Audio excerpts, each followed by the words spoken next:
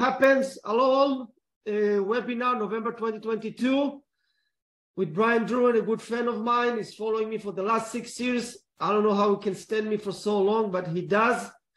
And he's going to explain us about Jacksonville, Florida. Trends, zip codes, where to invest, where not to invest. We are going to open a zip code map, and he's going to explain us about where is the best places to invest in this city.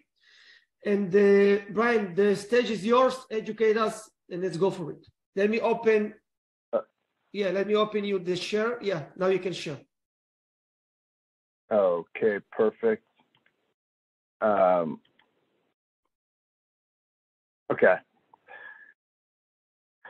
All right, so I'm just going to take it from where I left off. I had left off about how I negotiate with other agents, and we go back on to some of my personal achievements.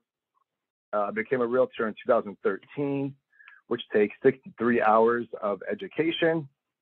My first designation that I received was a military relocation professional. Brian, it's better to start from the beginning of the.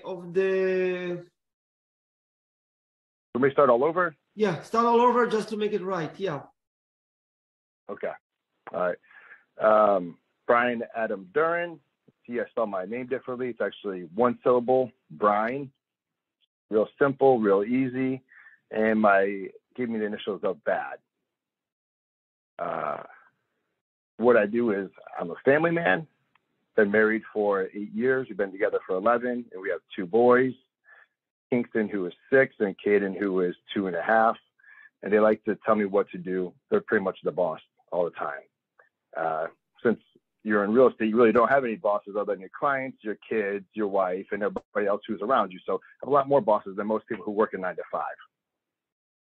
On the side, here's a picture of when Mike and I met Mike Tyson, and we met him at the mall. We had to wait only for a couple hours, which was pretty cool, but it was exciting to meet him, shake his hand, hold him, and talk to him for a few minutes. Besides that, I do professional wrestling, like WWF. Here's a picture from one of our tapings, and this is one of our big shows where we had over 600 people. If you squint real hard, you might see Mike somewhere in the audience over there, but you may not either. He's probably trying to hide and cover his face. That's called the Stinger Splash. That's what I like to do to people. And then what I like to do to other agents is I like to threaten them with a nice right hook. And as you can see, most of them get pretty scared and nervous when I cock that fist and throw it up. And if that doesn't work, I like to twist them into submission. This is called the sharpshooter, where you cross their legs and you pull, and it just hurts their backs and their hamstrings and everything. Pretty painful. They say wrestling isn't real, but it's really, really, really real. There's nothing that isn't painful about that. But back to real estate. So I became a realtor in 2013, where you have to take a course for 63 hours, pass a class test, and then a state test. My first designation I achieved because I have a lot of family in the military. My dad, my brother, cousins, aunts, all different branches, Navy, National Guard, Marines, Air Force, a little bit of everything.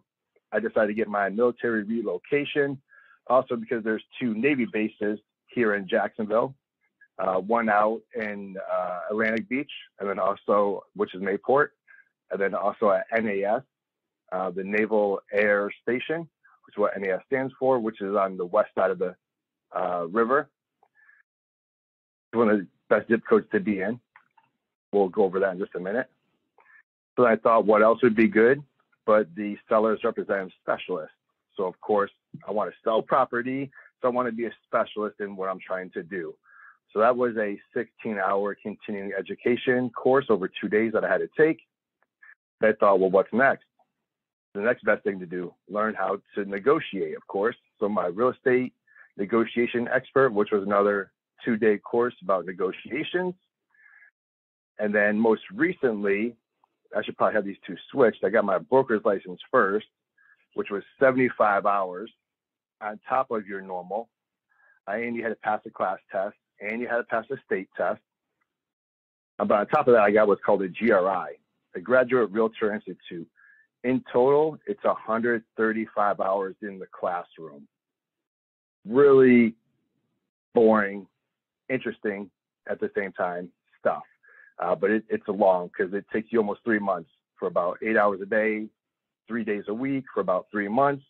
And you get through the course where you have to, every chapter, there's 301, 302, 303. So you always have to pass the test in order to go on to the next one. So it's 3 tests in total.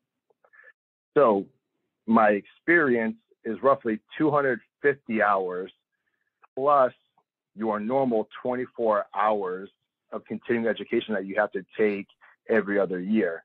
So I have roughly a little more than 250 hours more than the normal realtor, which is why I think Mike does like to work with me, because I help him stay ahead, help him with the information and the knowledge, and keep him going.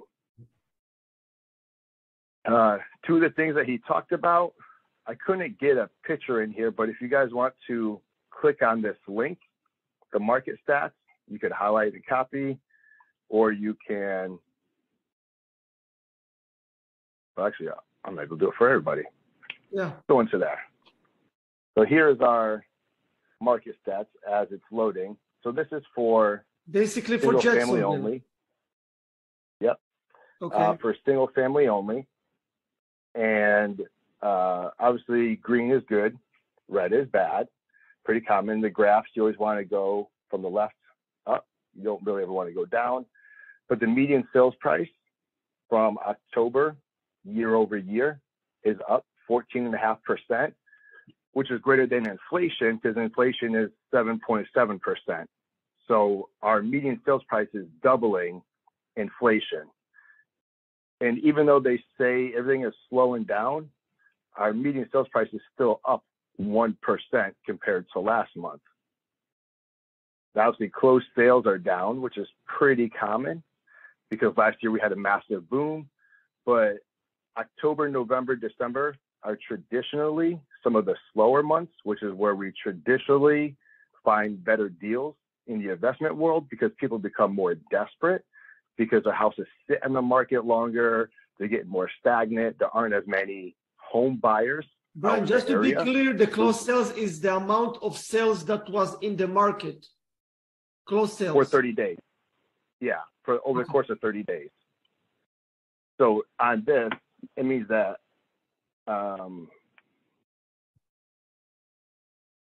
in Jacksonville, there's an average of 60 homes being closed on every single day.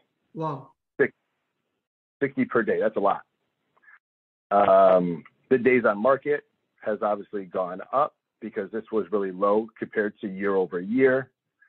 What's another good one to show you? The price per square foot. This is a great one that I really like to see. And as you can see, it's up 11%, which means that this number was probably around the 180, 182 last year. And our inventory is going up.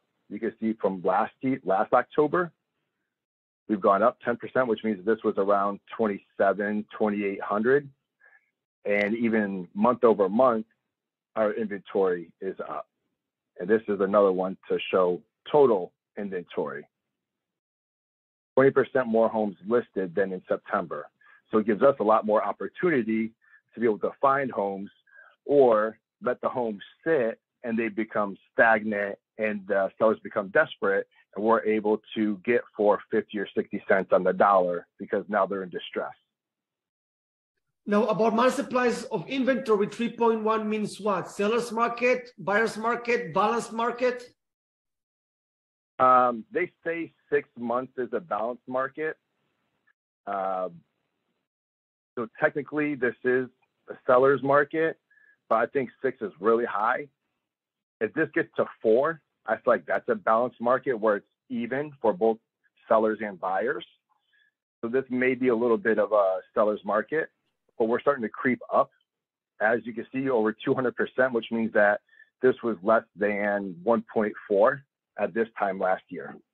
Got it. So last year, this number was quite small. I mean, we got to a point where please explain about this, Matt. Actually, they are dividing like the inventory right now with demand and getting a specific number that shows what is the type of the market that we are in it, right?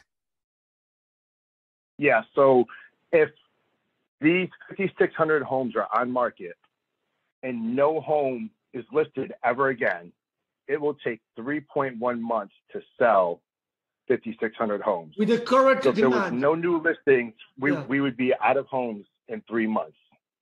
With the Correct. current demand for houses. Correct. Okay. So the next one we'll go look at to get you familiar with Jacksonville is the zip code map. Yeah.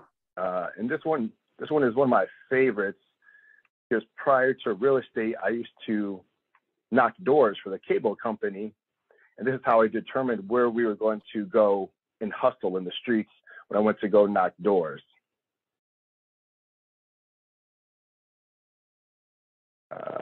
Why are the numbers popping up?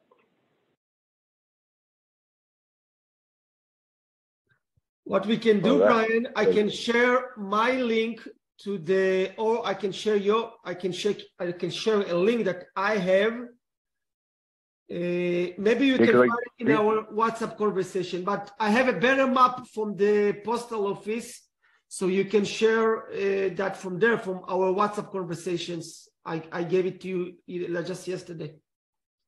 Yeah, let me see. I thought this was the same one. I got it.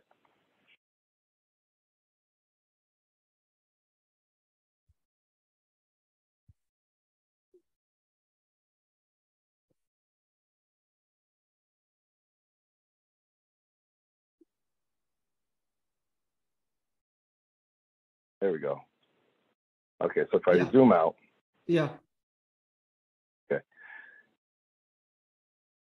So you see this blue here in the middle? This is the St. Johns River. This is one of only 3 rivers in the world that flows from south to north.